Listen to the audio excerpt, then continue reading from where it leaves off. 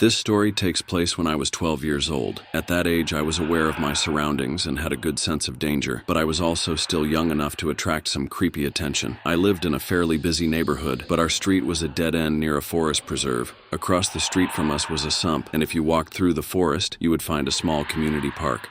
One Saturday night, there was a mini carnival in the park. Since I didn't have any plans with friends, my mom suggested I check it out. She's the kind of mom who lets her kids go out after dark, always encouraging me to do my own thing. So, I went. I walked through the forest with a flashlight and eventually reached the park's fence. The carnival was lit up with rides everywhere, a Ferris wheel, a mini roller coaster, and some spinning rides. There were also concession stands and game booths. It was late enough that it wasn't very crowded. I noticed a big circus tent with red and white stripes where people were entering. I peeked inside and saw 4 rows of people in the audience. On a small stage, 3 clowns were performing tricks. One rode a tricycle, another juggled, and the third danced around. Then, the dancing clown spotted me peeking in. He skipped closer and waved his finger, motioning for me to come inside. I wasn't sure what he wanted, but I definitely didn't want to go in, so I walked away. I soon ran into a friend at one of the game booths, and we hung out for about half an hour. As the carnival started to close down, I said goodbye to my friend and headed back to the woods. I was near the fence when I heard a soft psst from behind me. It was the clown who had waved at me earlier. He asked if I wanted to see the backstage area of the circus tent and some cool things that guests couldn't see. I quickly said no and walked into the forest, glancing back every few seconds to ensure I wasn't being followed. I wasn't.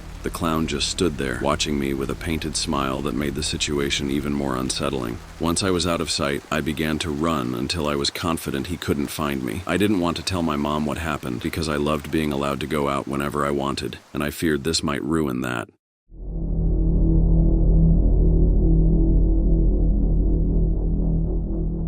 The walk through the woods was half a mile. I was about 3/4 of the way home when I heard it again. Psst.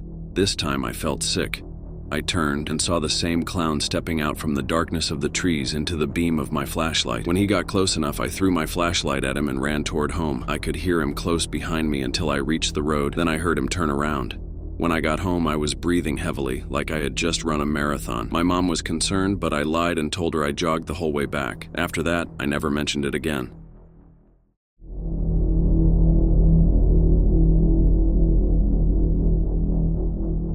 For the next 2 years, I had a fear of clowns, especially since my first encounter with one at a county fair when I was 5. One cold Tuesday night in November, my parents were on vacation and my sister and brother were out for the night. My friend, whom I'll call B, wanted to come over so we could walk to the fair a few blocks away. We walked to the fair, which was in a big empty parking lot. After playing some carnival games, we encountered a clown. He didn't speak, but just smiled and made silly hand motions, resembling more of a mime than a clown. He seemed to inch closer to us every few seconds. B and I laughed, and he patted the clown on the shoulder before we walked away. "That was weird," I said. "That was more creepy than weird," B replied. We were walking back to my house on the quiet neighborhood sidewalks when we heard footsteps behind us. We turned around but didn't see anyone. This continued for a few minutes. B said he was freaked out and wanted to go home, but I convinced him to stay because I was scared. Finally, we reached my house. I dug through my pockets for my keys, but just then B nudged me and pointed behind us. A clown was hiding in our neighbor's bushes, staring at us. When he realized we saw him, he stepped out and walked toward us. I panicked and fumbled with my keys until I finally got the door open. We slammed it shut and I called my parents, who told us to arm ourselves and hide upstairs. We went to my little brother's room and looked out the window. The clown stood in our driveway looking up at us as if waiting. I quickly shut the blinds and we ducked down. After about 10 minutes of heavy breathing and panic, he was gone. We hoped he had given up, but for all we knew, he could have been hiding somewhere nearby all night. I was just relieved we made it home safely.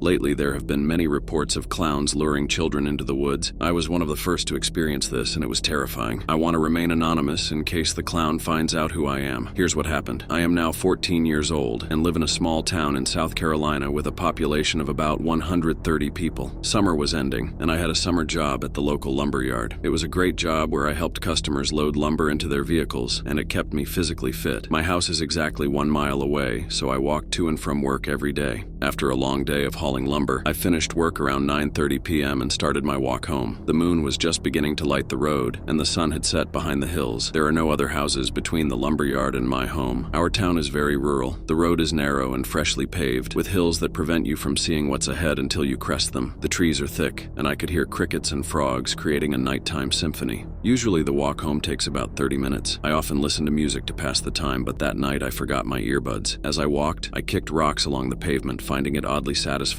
I kicked one rock and it landed near something strange in the dirt, a bright red ball. I picked it up, pressed it, and it squeaked. Immediately I realized it was a clown nose. What is this doing here? I wondered. I decided to take it to work and show my coworkers. I even wore it for a few laughs. Later that night, around 9:30 p.m., I clocked out and began my walk home. As I walked, I noticed a figure about 150 yards away that looked like a deer standing in the middle of the road. It was hard to see because of the fog, but as I got closer, the figure darted back into the forest. I passed the spot where the deer had disappeared and suddenly heard footsteps about 20 yards behind me. I thought it was strange since deer usually don't return to the road. Before I could look back, I heard a voice say, "Hey there." I turned to see a clown standing in the middle of the road with his hands behind his back. He wore a dirty clown costume and his makeup was smeared. His eyes were black and he tilted his head as he said, "You have something of mine. I need it back." He laughed softly. I replied, "I don't have anything of yours," and began to walk backward, knowing my house was still a quarter mile away. That's when things turned terrifying. He said, "If you don't have my nose, I'm going to need yours." He pulled something from behind his back that looked like a machete. I turned and ran as fast as I could down the road. I could hear him running behind me, his bare feet slapping against the asphalt. I didn't dare look back. My lungs burned as I crested a hill,